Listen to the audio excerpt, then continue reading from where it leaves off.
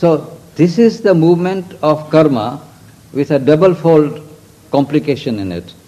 One in which we prepare ourselves always in the right direction. That is why in education it is very important. We say, let the child decide in what way he wants to go. You have heard of free progress system. We say to the children, we present to you 10, 20 things. Now you decide what you like to have. And each one will come forward and say, I want to do this. Now this inclination, there must be some truth in it. When you say, I want to do this, you will find there was a truth in it. But there may not be entirely complete truth because you have forgotten. So there might be also hesitation, there might be effort, trial, error. All these elements also come into it. And all these movements also form a part of your ultimate, because in a certain sense there is nothing like error. Even the error that you make is actually part of your game. Through the error you find out really what you want to do. So that is also a part of it. From a larger point of view, there is no error.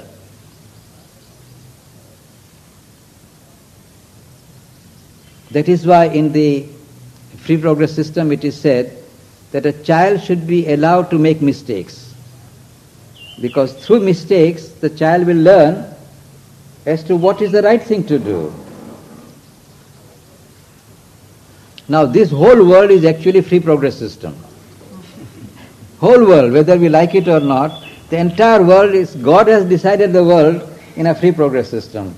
We may follow in education or not, but if you look from above, it's a free progress system. There are so many alternatives presented to everybody, and we are all blindfolded and we are trying to find out what exactly we should do. Mother once told us, what is free progress? Free progress is progress guided and determined by the inner soul. Now every action that we do in this world is in a sense guided and directed by the soul, in a sense. But it's not entirely so, because there is this coating of ignorance, of forgetfulness. A real free progress system is to become more and more luminous, to eliminate forgetfulness, and really to do what your inner soul tells you. And that is why in free progress system that we want to develop here in our Auroville is to say, bring forth your soul. Your psychic being should be kept in the front. Bring it in the front. And we always say that the good education is one in which the inner soul does not get further blindfolded. You allow the soul to come into the front, and then it will be sunlit path. It will be a path which will be lighted by sunlight, and you can move very freely, surely, steadily, straight to the goal.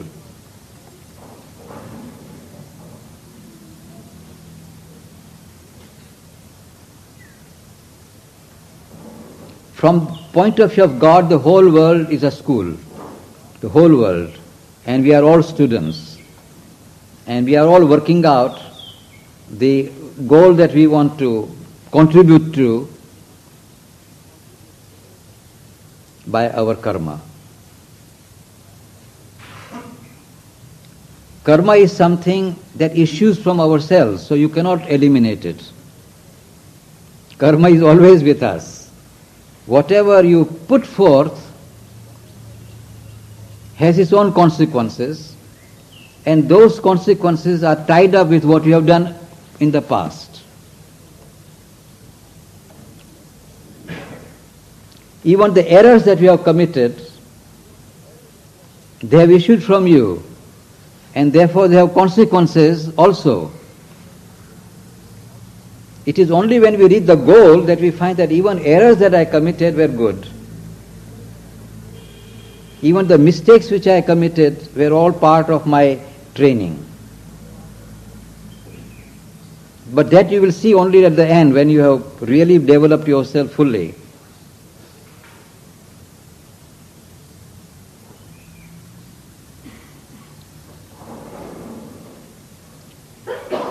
Now this movement of manifestation of individual action, which we call karma, which issues from Swabhava, is seen like a law. You put forth an action, it has a consequence, an inevitable consequence. It must produce a certain result. Therefore, it is said that karma is inexorable. Once you put forth an action, the consequence will come and you can't avoid that consequence. If you throw a stone from your window, from upstairs, once you have thrown the stone, how will you take it back? It is thrown. It will go down, and if somebody else is moving under your window, just at the time when the stone is falling, it will hurt the person who is going down. And there will be a consequence also. That person who receives the stone is hurt, he might be inspired even to return. He might throw a stone at you again. It's a karma which has a consequence. He may not. But then you may feel, my Lord, what have I done? One of the terrible stories of karma is, I don't know if you have read the story of Othello. Othello suspects his wife,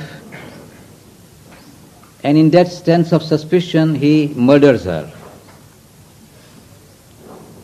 Afterwards, he discovers that it was a mistaken suspicion. Just as he has murdered her, just immediately after that he finds he made a big mistake.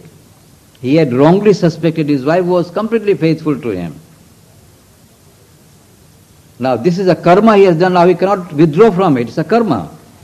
He has done it.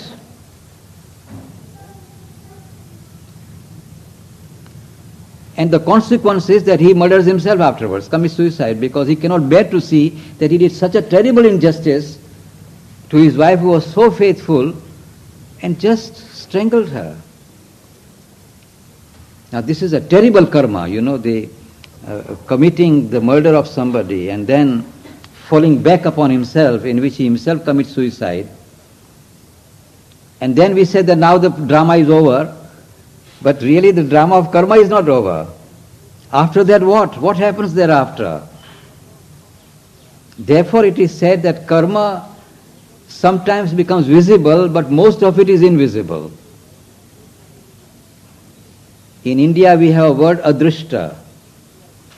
Adrishta means unseen.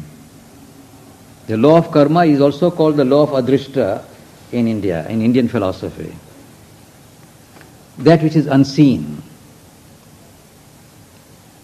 Buddha said that if you even emanate one thought in your mind, is a karma. The thought that proceeds from you, it may not be an action particular, but even a thought. If you put out a thought, it may travel the whole world, but comes back to you again. You cannot escape it, with its consequence. Any thought that you put forward has a consequence. It may travel the whole world but comes back to you again. It makes no mistake. It knows where exactly it originated and comes back exactly and takes you at the right moment or wrong moment according to your predilection at that time. That's why Buddha said that even when you put out even an ill will against somebody, be very careful. It will go round. Ill will has its own consequence. It is ill in its own character, therefore it will come to you with illness. It will come back to you with a certain consequence, which will not be very happy. That is why he said, always have goodwill. Because if you put out even an ill will, even a small ill will, it will come with a consequence. And very often it comes to you at what you think is a wrong moment, when you are hardly ready for it. When you are not ready, it comes to you and strikes you.